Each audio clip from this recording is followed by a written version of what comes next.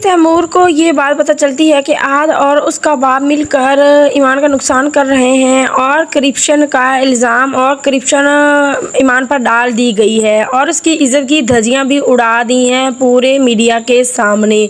तो यहाँ पर तैमूर को बहुत ज़्यादा गुस्सा भी आएगा, बुरा लगेगा, क्योंकि वो नहीं चाहता कि ईमान का इतना ज़्यादा नुकसान हो। यहाँ पर तैमूर अपने नंबर बनाने के लिए, अपनी इज़्ज़त और मोहब्बत ईमान के दिल में बनाने के लिए, तो वो यहाँ पर ईमान का साथ देगा, इस तरह से साथ देगा कि वो इसको ये बिल्कुल भी नहीं पता कि इसके पीछे तैमूर खड़ा है और तैमूर ईमान को कुछ भी नहीं होने देगा।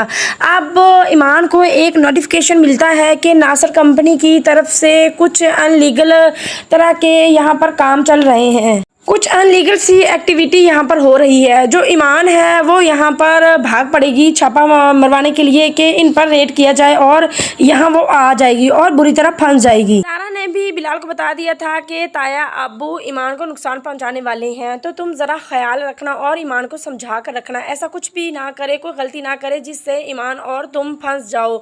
जिस पर बिलाल ईमान को समझाता भी है लेकिन ईमान नहीं समझती और ईमान अब बिलाल को यही कह रही होती है कि नासर वेयर हाउस में कुछ गलत एक्टिविटीज हो रही हैं तो मैं रेड डालने वाली हूँ। बिलाल ईमान को कहता है कि हर जगह रेड मत डाला करो, तुम्हारी जान को भी खतरा हो सकता है, तुम वहाँ ना जाओ। तो आगे से ईमान उल्टा बोल देती है, वो कहती है कि वो तुम्हारे ताया का हाउसवेयर है इसलिए तुम मना कर रहे हो, मुझे जाने नहीं दे रहे। लेकिन यहाँ पर ईमान जिद करती है, बिलाल की एक भी नहीं बात मानती और वो अपनी फोर्स तैयार करती है और वहाँ पहुँच जाती है। जैसे ही तैमूर को पता चलता है कि ईमान वहाँ पहुँच गई है, वो भी अपने कुछ आदमियों को लेकर वहाँ पहुँच जाता है। बिलाल भी अपनी सारी फोर्स लेकर दूर खड़ा देख रहा होता है कि नुकसान ना पहुंचाए कोई ईमान को। जैसे ही ईमान अंदर जाएगी और आगे आहद और उसका ताया अबू पैसों का बैग लेकर बैठे होते हैं कि इसकी कुछ तस्वीर वगैरह बना लेंगे और सारे मीडिया को बुला लेंगे कि ये देखें रिश्वत ले रही है। लेकिन जो तैमूर है वो अपने बाप और आहद का सारा प्लान समझ जाते हैं, उसको पता होता है, वो अपने बाप के आगे खड़ा हो जाएगा कि मैं ऐसा गलत काम नहीं करने दूंगा, ईमान को कभी भी नुकसान नहीं पहुंचाने दूंगा। मगर यहाँ पर आहद ने अब ईमान की इज़्ज़त की धज्जियां उड़ा दी हैं और वो यही कहता है कि रंगे हाथों पकड़ी गई है ईमान। अब मीडिया भी यहाँ पर आ जाता है और बिलाल भी आ जाता है और अब बिलाल को भी बहुत ज़्यादा गुस्सा आता है ईमान पर कि ईमान ने बहुत गलत किया।